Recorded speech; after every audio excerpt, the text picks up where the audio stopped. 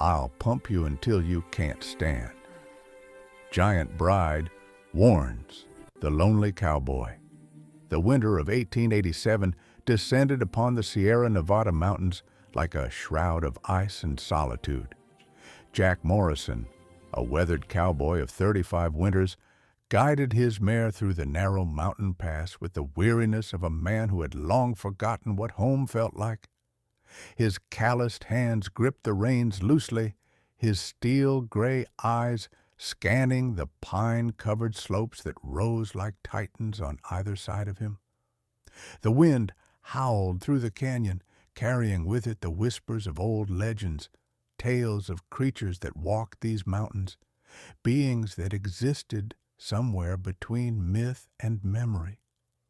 Jack had lost everything 3 years prior. A fever had swept through his settlement in Montana, claiming his wife Sarah and their young daughter Emma within the same week. Since then, he had wandered from town to town, ranch to ranch, never staying long enough to form attachments, never settling long enough to remember what it felt like to belong somewhere. The other cowboys called him Ghost because of how silently he moved through life, leaving no trace, forming no bonds. As the sun began its descent behind the jagged peaks, painting the snow-covered landscape in shades of amber and crimson, Jack noticed something peculiar. Smoke rose from a clearing ahead, thick, steady smoke that suggested a large hearth. But what caught his attention wasn't the smoke itself, but the structure from which it emerged. Even from a distance, the cabin appeared massive, its proportions all wrong for a typical mountain dwelling. The door frame stood at least 12 feet tall, the windows positioned far higher than any normal person could reach. Jack's mare, Dust, whinnied nervously as they approached. The legends suddenly felt less like campfire stories and more like warnings. The people in the last town, a ramshackle collection of buildings called Copper Ridge, had spoken in hushed tones about the mountain woman, a giantess who supposedly lived in isolation, shunning human contact. Some said she was cursed, others claimed she was the last of an ancient race that once ruled these peaks. Most agreed that wise men avoided her territory, but Jack Morrison was tired, cold, and had stopped caring about wisdom years ago. He dismounted, tying Dust to a massive pine tree whose trunk was nearly as wide as he was tall. As he approached the clearing, the full scale of the dwelling became apparent. Everything was built to accommodate someone of extraordinary size. The wooden fence posts stood 9 feet high. The water trough could have served as a small pond, and the axe embedded in a nearby stump would have taken 2 normal men to lift. That's when he heard it, a rhythmic grunting sound, followed by the unmistakable thud of something heavy hitting the ground. Jack crept around the side of the cabin, his hand instinctively moving to the revolver at his hip, though he suspected it would be about as useful as a toothpick against whatever made those sounds. What he saw froze him in place. A woman, if one could call such a magnificent creature merely a woman, stood in a clearing behind the cabin. She towered nearly 9 feet tall, her frame powerfully built, yet undeniably feminine. Her auburn hair was tied back in a thick braid that fell to her waist, and she wore a leather vest over a simple cotton shirt, with riding pants that had clearly been custom-made. But what held Jack's attention was what she was doing. She had lifted a boulder, a genuine boulder that must have weighed several 100 pounds, and was pressing it overhead repeatedly, her muscles flexing with each controlled movement. Sweat glistened on her brow despite the cold mountain air, and her breath came out in steady, measured clouds. She moved with the grace of someone completely comfortable in her extraordinary body, someone who had long ago accepted her difference and transformed it into strength. Jack must have made some sound, a gasp, a shifted footstep, because she suddenly stopped mid-press, the boulder held aloft as she turned her head toward him.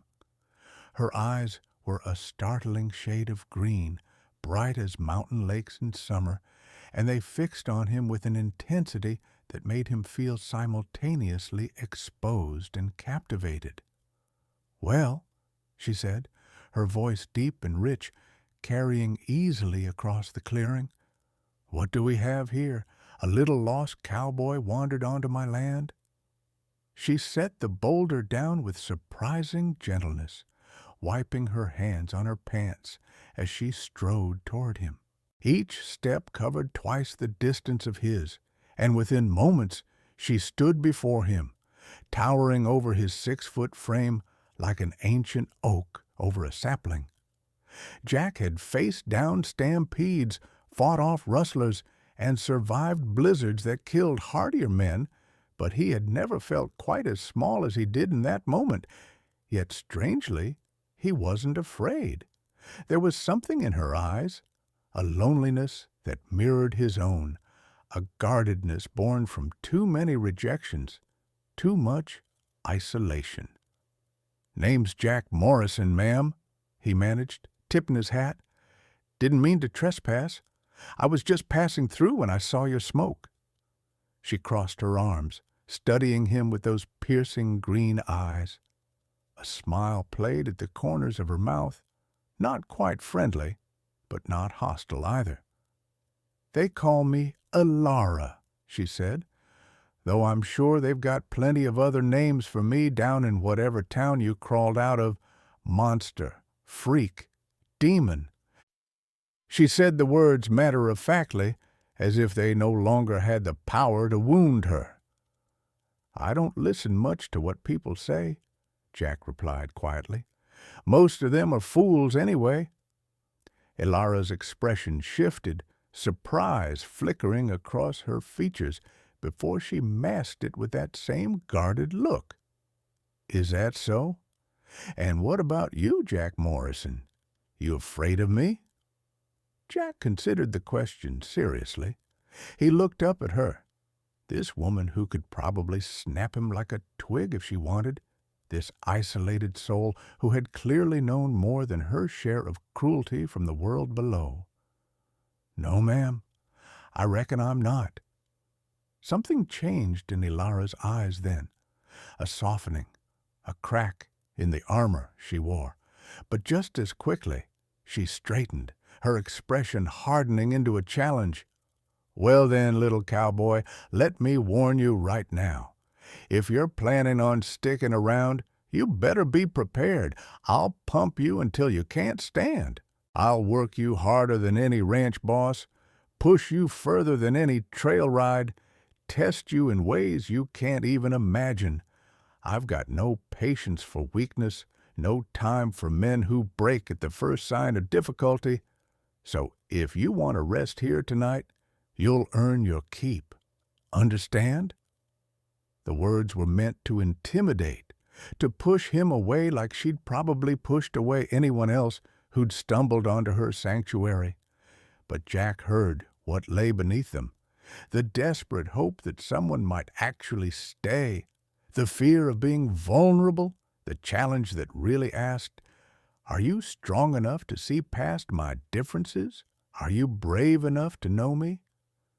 "Yes, ma'am," Jack said simply. "I understand." Elara blinked, clearly not expecting that response. For a moment, she seemed at a loss. Then she gestured toward the cabin. "Fine. There's a smaller building around back. My workshop. You can sleep there tonight. But come dawn, you work. And I meant what I said. I won't go easy on you." That night, as Jack bedded down in the workshop, which was still larger than most normal homes, he found himself unable to sleep. Through the thin walls, he could hear Elara moving around in the main cabin, and he wondered about her story. How had she ended up here? Had she been born this way, or was there some other explanation? And why did the loneliness in her eyes feel so familiar, like looking into a mirror that reflected his own fractured soul? The next morning came brutally early. Elara pounded on the workshop door before dawn had fully broken, her voice booming through the wood. "Up, cowboy! Time to see what you're made of!" What followed was the most grueling day of Jack's life. Elara didn't just work him hard, she worked him to the absolute limit of human endurance. She had him hauling logs that required every ounce of his strength, climbing the sheer rock face behind her cabin to retrieve eagle feathers she wanted for some project, and helping her break a wild horse that she'd been tracking for weeks. The horse was massive, clearly bred for someone of Elara's size, and it took both of them to finally calm the beast, her strength and his patience combining in an unexpected harmony. By midday, Jack was drenched in sweat despite the cold, his muscles screaming in protest, but he didn't complain. He didn't ask for rest. Every time Elara glanced his way with that challenging look, as if expecting him to quit, he simply nodded and asked what needed doing next. Around noon, she finally called a break. They sat on the porch of her cabin, and she brought out bread she'd baked, loaves the size of small children, and jerky from some mountain animal Jack couldn't identify. They ate in silence for a while, the wind whistling through the pines. "You're tougher than you look," Elara finally said, her tone grudgingly respectful. "Had good reason to be," Jack replied, staring out at the mountains. "Life doesn't give you much choice out here." "What brought you up this way?" she asked, and he noticed she was genuinely curious, not just making conversation. Jack was quiet for a long moment. He hadn't spoken about Sarah and Emma to anyone in 3 years, had locked those memories away where they couldn't hurt him anymore. But something about Elara's presence, her own obvious pain, her own isolation, made him want to speak. "Lost my family to fever, wife and daughter 3 years back, been drifting ever since. Figured if I kept moving, I wouldn't have to feel it anymore." He laughed bitterly. "Doesn't work that way, though. The pain just follows you like a shadow you can't outrun." Elara was silent, but when he glanced up, he saw something raw in her expression, understanding, empathy, and a deep well of her own grief. "I know what it's like," she said quietly, "to lose everything, to be alone in a way that goes bone deep." She paused, seeming to debate whether to continue. "I was born like this. My parents were normal-sized, but I just kept growing. By the time I was 10, I was taller than my father. By 15, I couldn't fit through the doors of our house anymore. The other children threw rocks at me, called me a monster. Their parents forbade them from playing with me, said I was cursed or diseased." Her hands clenched into fists. "My parents tried to love me, but even they couldn't hide their fear. When I was 17, a traveling show came through town. They offered my parents money, good money, to put me on display like some kind of animal. My father refused at first, but times were hard, and eventually—" She trailed off, her jaw tight. "I ran away before they could do it.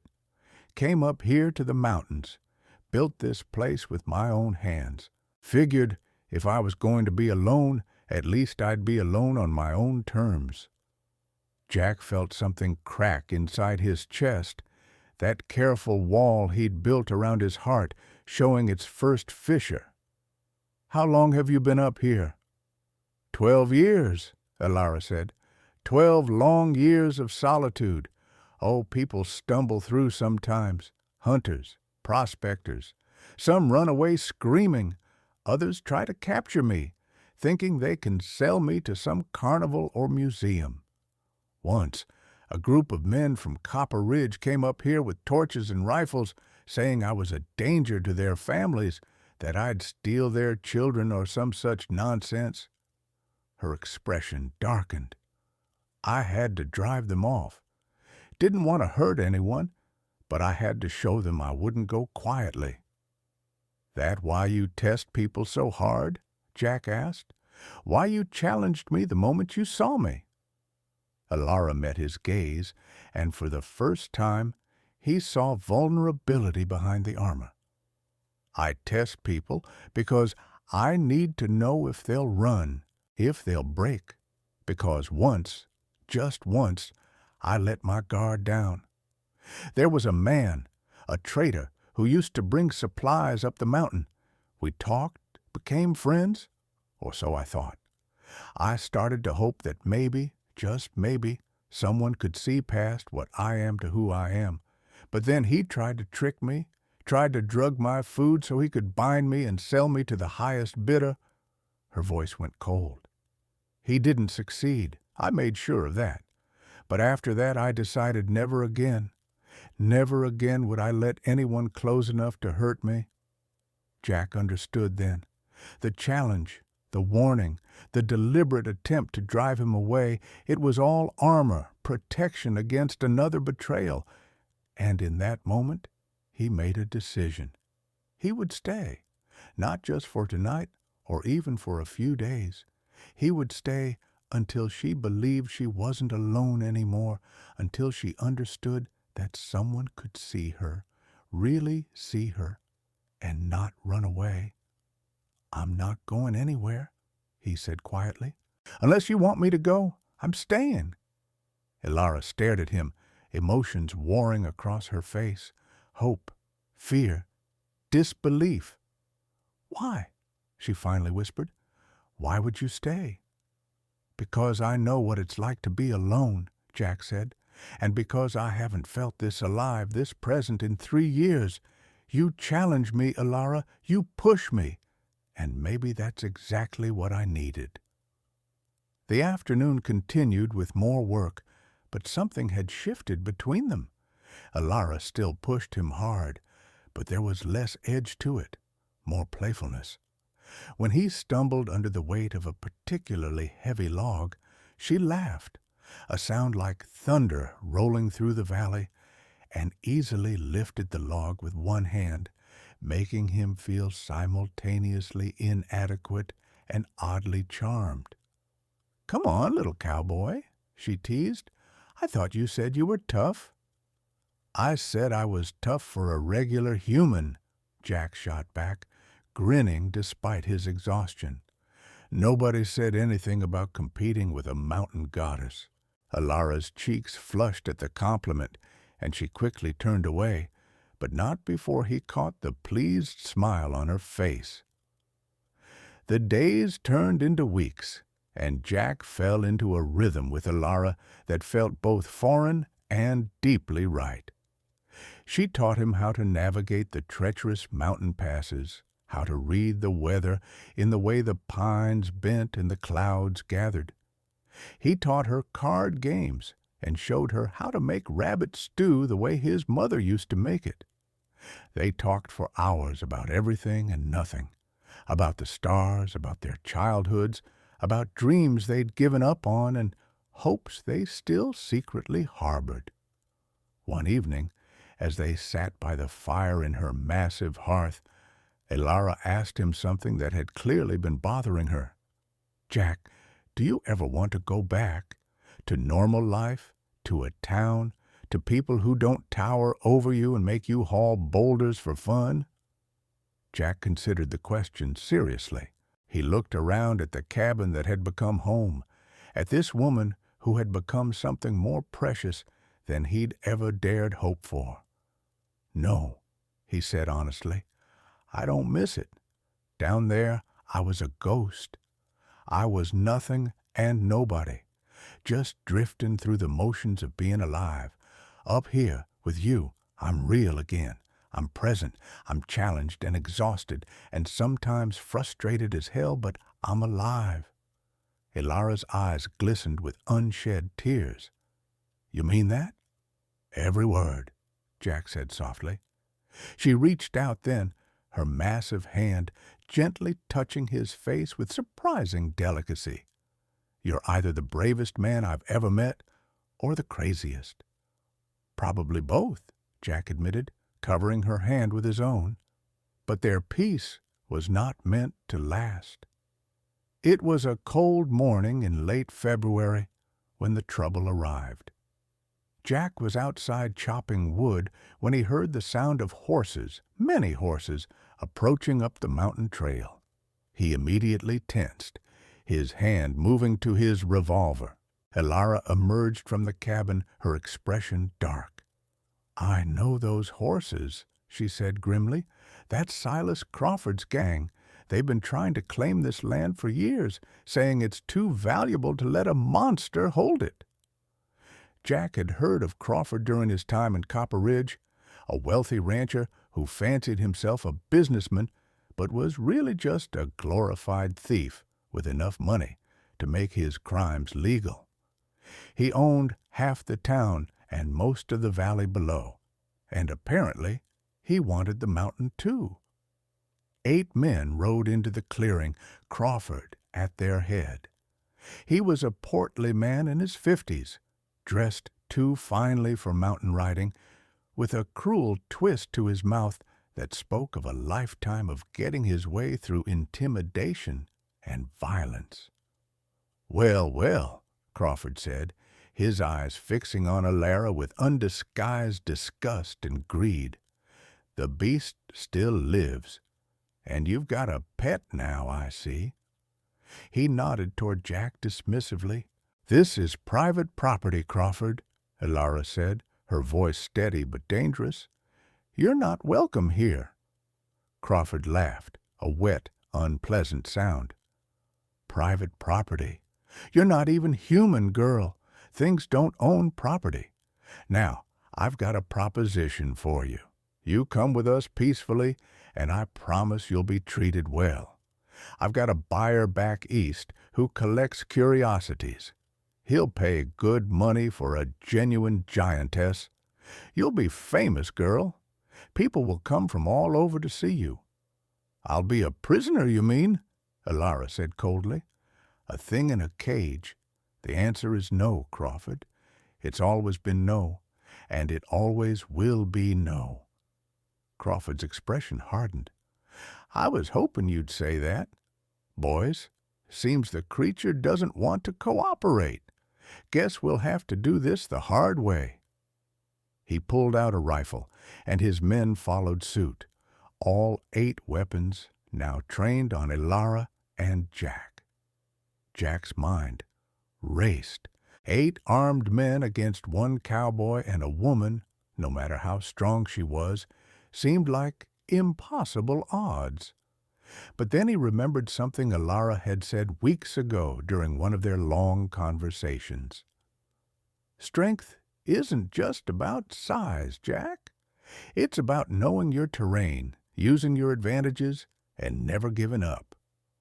"Elara," Jack said quietly, his hand still on his revolver, "you trust me?" She glanced at him, confusion flickering in her eyes, but then she nodded. "Yes?" "Then follow my lead," he said, and suddenly drew his revolver, firing not at the men, but at the massive water trough beside them. The bullet punctured the wood, and hundreds of gallons of freezing water exploded outward, flooding the clearing and spooking the horses. The animals reared and scattered, throwing 2 of Crawford's men immediately. "Now!" Jack shouted, and Elara moved like lightning. She grabbed the massive boulder she used for training and hurled it, not at the men, but at the ground between them and the cabin. It hit with earth-shaking force, creating a barrier and sending up a cloud of dirt and snow that obscured their vision. Jack and Elara ran toward the forest, using the terrain she knew intimately to their advantage. Crawford's men fired blindly, bullets whining through the trees, but none found their mark. Elara led Jack to a narrow ravine, barely wide enough for her massive frame, but impossible for mounted men to follow. "Where are we going?" Jack panted as they ran. "Higher ground," Elara said. "There's a place, a narrow pass where only one horse can fit at a time. If we can get there, we can hold them off indefinitely." They climbed for what felt like hours, the sound of pursuit never far behind. Jack's lungs burned, his legs screaming in protest, but he pushed on. Finally, they reached the pass Elara had mentioned, a natural choke point between two towering rock walls, barely 8 feet wide. "Perfect," Jack said, immediately taking position behind a boulder. Elara positioned herself on the opposite side, her hands filled with rocks she could throw with devastating accuracy. When Crawford's men finally caught up, they found themselves facing an impossible tactical situation. They couldn't charge the pass without being picked off one by one, and they couldn't flank because the cliffs on either side were too steep. It was a standoff. "You can't stay up there forever," Crawford shouted from below. "You've got no food, no water. You'll have to come down eventually." "Or you'll get tired of waiting and leave," Elara shouted back. "Which do you think will happen first?" The standoff continued for hours. Jack and Elara took turns keeping watch, supporting each other through the cold mountain night.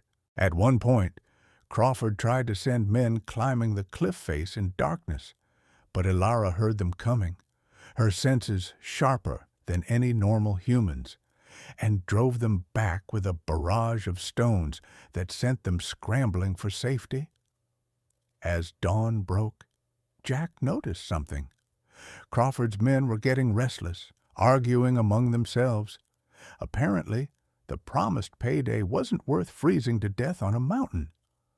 One by one, they began to drift away, making excuses about checking the perimeter or seeing to the horses. Finally, Crawford himself gave up. "This isn't over," he screamed up at them. "You hear me? I'll be back with more men with better guns. You can't hide up here forever."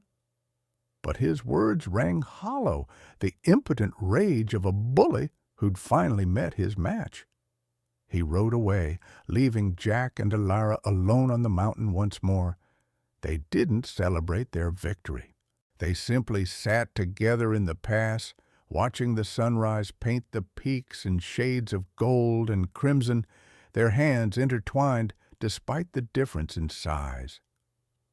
"Thank you," Elara said quietly, "for standing with me, for not running." "Where would I run to?" Jack asked. "Everything that matters is right here." Elara turned to look at him, and in her eyes he saw everything. The loneliness that mirrored his own, the strength that had attracted him from the first moment, the vulnerability she'd been too afraid to show anyone else. And he saw love, raw and new and terrifying in its intensity. "Jack Morrison," she said slowly, "you are the strangest, stubbornest, bravest man I've ever known, and I think I love you." Jack felt his heart expand in his chest, filling spaces that had been empty for so long. "Well then, Elara of the mountains, I guess I should tell you something too. I've been in love with you since the day you threatened to pump me until I couldn't stand. Took me a while to realize it, but there it is." She laughed then, that thunderous, joyful sound that he'd come to treasure, and before he could react, she'd scooped him up in her arms as easily as if he weighed nothing at all. "You realize this means you're stuck with me now, right? I don't let go of things I love." "Good," Jack said, grinning up at her, "because I wasn't planning on going anywhere anyway." They returned to the cabin, but both knew things would be different now. Crawford would likely send more men or try other tactics to claim the land. But they also knew they were stronger together than apart. His cunning and her strength, his patience and her determination, combining into something greater than the sum of its parts. Over the following weeks, they prepared for whatever might come. Jack taught Elara about tactics and strategy, drawing on his years of experience dealing with rustlers and outlaws. She taught him about the mountain secrets, hidden caves and alternative paths, places where they could retreat if necessary, spots where avalanches could be triggered to cut off pursuit. But they also made time for gentler things. Elara showed Jack the hidden valley where wildflowers bloomed even in winter, warmed by natural hot springs. He taught her to dance, their movements awkward at first because of the size difference, but gradually finding a rhythm that worked.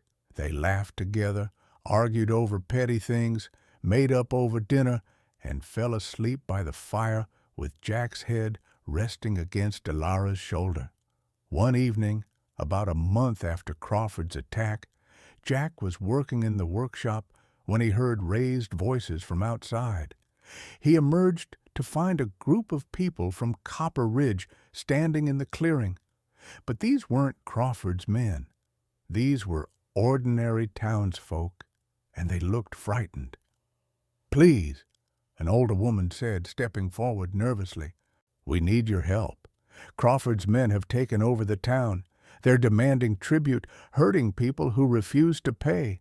The marshal tried to stop them, and they shot him. We didn't know where else to turn." Elara and Jack exchanged glances. This wasn't their fight. These were the same people who had called Elara a monster, who had tried to drive her off the mountain. They had no obligation to help. But Jack remembered what it felt like to lose everything, to be powerless against cruelty. And Elara remembered what it felt like to be judged and feared for things beyond her control. They both understood in that moment that strength meant nothing if you didn't use it to protect those who couldn't protect themselves. "We'll help," Elara said, her voice firm. "But understand this. If we drive Crawford out, you leave us alone up here. No more hunting parties, no more torches and rifles. We get to live our lives in peace." "Agreed!" The townsfolk nodded eagerly, desperate relief flooding their faces. The plan they devised was simple but bold. Jack would ride into town openly, drawing Crawford's men out while appearing to be alone. Meanwhile, Elara would circle around through the forest, using paths only she knew, and come at them from an unexpected direction. It relied on timing, courage, and a fair bit of luck. As Jack rode down the mountain the next day, Elara called out to him one last time. "Hey, little cowboy, you remember what I told you when we first met?" Jack grinned back at her. "That you'd pump me until I couldn't stand?" "That's right," she said, her expression both fierce and tender. "So you better come back to me because I'm not done with you yet, not by a long shot." "Wouldn't dream of missing it," Jack replied, and rode down into the valley. The confrontation in Copper Ridge was brief but intense. Crawford had posted guards throughout the town, confident in his control. But he hadn't counted on the determination of one lonely cowboy who'd finally found something worth fighting for, or the fury of a giantess who'd been pushed too far for too long. Jack drew out Crawford's men with carefully placed shots and strategic retreats, leading them toward the town square. And then, just as Crawford himself emerged from the saloon, sneering at what he thought was a lone cowboy's foolish last stand, Elara appeared. She came from the north, striding down the main street like an avenging angel, her massive frame casting shadows that swallowed entire buildings. The horses screamed and bolted. Men dropped their weapons and ran. Crawford himself went pale, his arrogance evaporating like morning mist. "You wanted to cage me," Elara said, her voice carrying across the entire town. "You wanted to make me a curiosity, a thing to be gawked at." "But I am not a thing, Crawford. I am a woman. I am a human being, and I am done being treated like anything less." She reached down and with one hand lifted Crawford off the ground by his collar, holding him at eye level. "You're leaving this town, you're leaving this valley, and you're never coming back. Because if I see you again, I won't be so gentle. Understand?" Crawford, his face purple with fear and rage, could only nod frantically.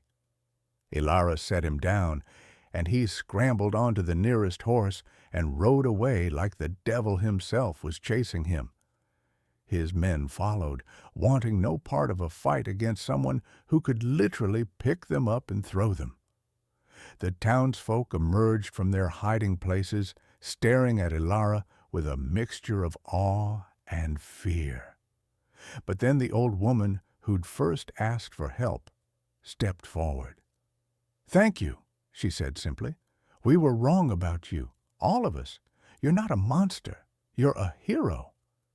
Elara shook her head. "I'm just someone who was tired of running, tired of hiding, tired of letting fear rule my life." She looked at Jack, and her expression softened. "And I'm someone who finally found a reason to stand and fight." They returned to the mountain that evening, riding double on the massive horse Elara had broken weeks earlier. The sun was setting as they crested the final ridge, painting their world in shades of amber and gold. "So," Jack said, as they approached the cabin, "think we'll get any peace now?" Elara laughed.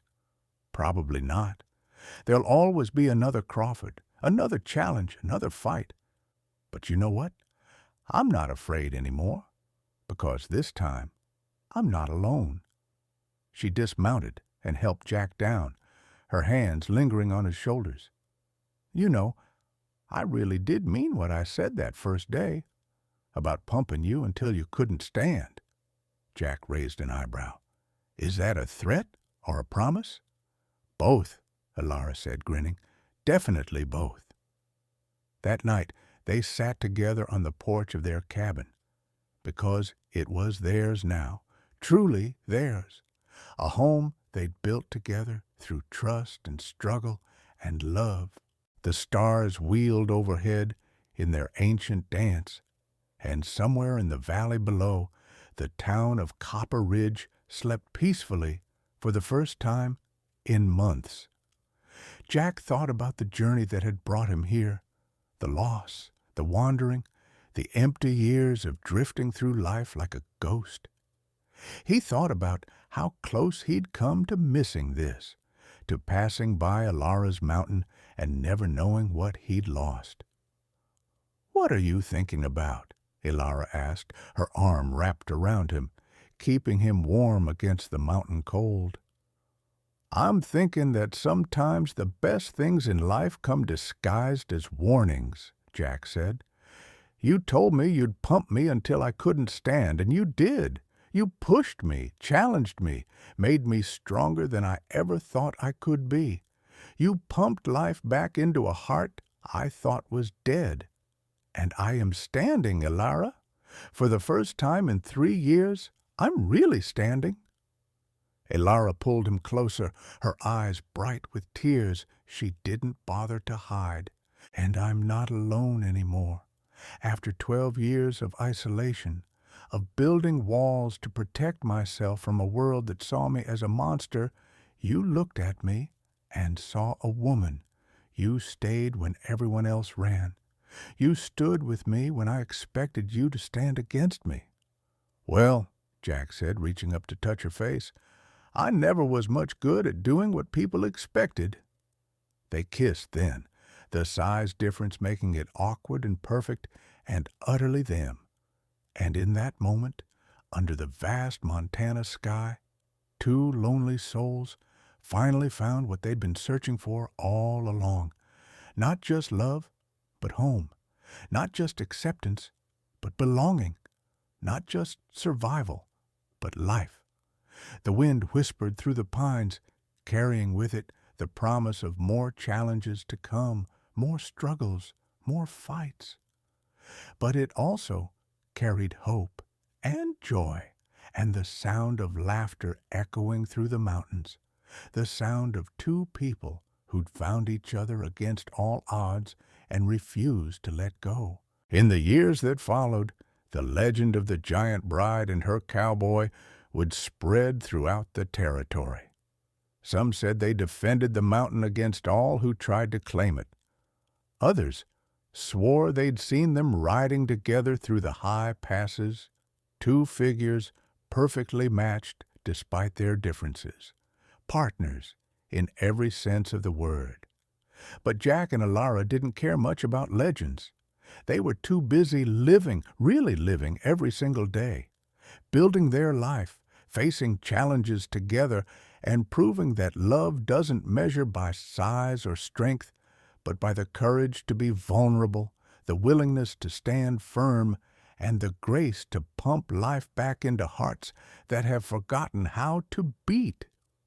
And if sometimes late at night Elara would whisper to Jack with that playful gleam in her eye, "Remember, little cowboy, I can still pump you until you can't stand," he would just laugh and pull her close and reply, "I'm counting on it. I'm absolutely counting on it."